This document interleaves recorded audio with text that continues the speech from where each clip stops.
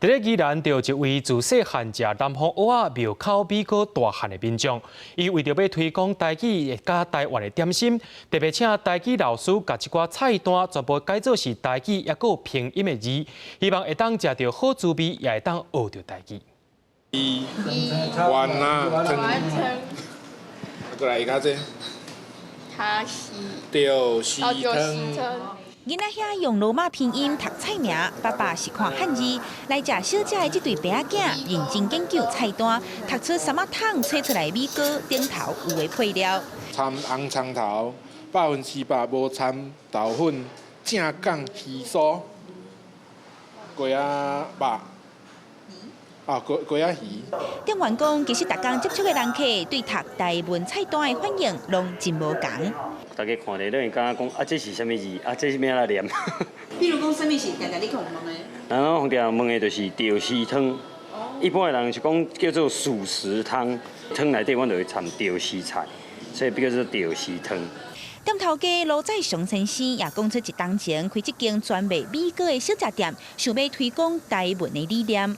米果我感觉是一种山珍海伊内底有鱼酥，有鸡腿啊，还有咱这个材料真好食的，会煮米。有专家咧讲讲这个咱这个语文无文字用一段时间了后就慢慢消失。既然我伫台湾小食，那有机会我就用台湾的感觉，用台湾的母语来介绍。那菜单看会到台文字，壁顶的文宣品也是头家请台语老师翻译的。店头家讲，那走找这项英过伫南方蚵仔庙口边，自细汉食到大汉的记忆，伊也哪认捌台文字。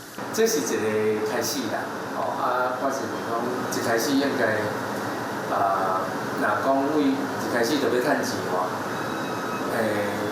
应该是这有困难啦，应该是要看较长期。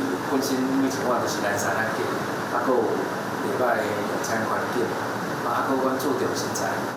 罗仔上先生讲，未来毋但要继续推广台文，也要坚持继续用在地食材，料理各种台湾的小食米，和世界分享咱的台湾味。记者阿明金丹保罗宜兰报道。